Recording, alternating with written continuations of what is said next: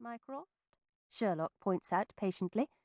When she reaches courting age, I doubt she will any longer carry a dagger in her bosom. Mycroft arches his thorny eyebrows. You think she will eventually conform to society's expectations? You, who refuse to take a degree in any recognized field, instead inventing your own calling and livelihood. The world's first and only private consulting detective gestures dismissively. She's female, my dear Mycroft. The biological imperatives of her sex urge her to nest and procreate. The first stirrings of womanly maturity will impel her— Bah! Balderdash! Mycroft can no longer restrain his asperity. You really think our renegade sister will settle down and find herself a husband? Why, what do you think she will do? Retorts Sherlock, a bit stung. The great detective is unaccustomed to the word balderdash as applied to his pronouncements. Perhaps she intends to make a lifelong career of finding missing persons and apprehending evildoers? It is possible.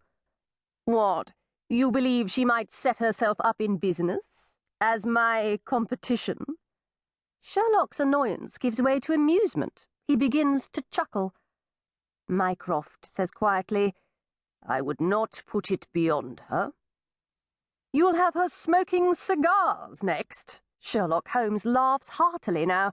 Have you forgotten our sister is just a wayward child? She cannot possibly possess such fixity of purpose.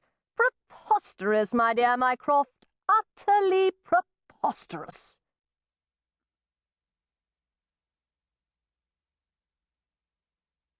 Chapter the First. So far, my only client, says Dr. Regoston, scientific purgatorian, had been a stout, elderly widow anxious to find her lost lapdog, a frightened lady who could not locate a valuable heart-shaped ruby which had been given to her by her husband, and an army general whose most cherished souvenir of the Crimean War had disappeared, namely his bullet-riddled leg bone signed by the field doctor who had amputated it. Trifles all. My energies should have been directed towards a far more important objective, to find Mum.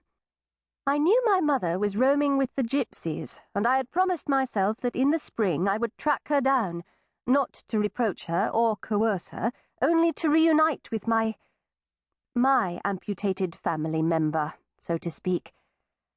Yet here it was May already. I had made no effort at all to search for Mum, and I did not know why, except to say that business detained me in London. Business? A lapdog, a lapidary, and a leg bone.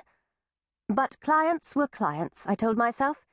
It had not, of course, been necessary, or possible, for any of them to meet the illustrious and fictitious Dr. Regoston himself. Rather, Miss Ivy Meshel, his trusted assistant, had returned the widow's pet, an adorable curly-haired spaniel, to its grateful owner, having taken it back from a notorious Whitechapel dealer in purloined purebred dogs. Similarly, Miss Meshel had resolved the affair of the lost jewel simply enough, by sending a boy up the linden tree outside the lady's window to look in a magpie's nest. How easily I could have climbed that tree myself, and how I yearned to do so, but propriety forbade. As for the General's leg-in-a-box, I was rather tepidly on the trail of it when I chanced to become involved in a far more intriguing and, as it turned out, urgent case. I blush to confess that the initial encounter took place within a recent establishment on Oxford Street, which, while gratefully patronized by gentlewomen who shopped that expensive district, was not mentioned in mixed society. The First London Ladies' Lavatory.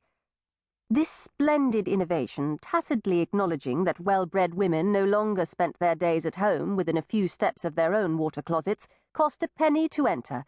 Quite worth it when one needed it, even though the same sum would have given an East End child bread, milk, and grammar schooling for a day.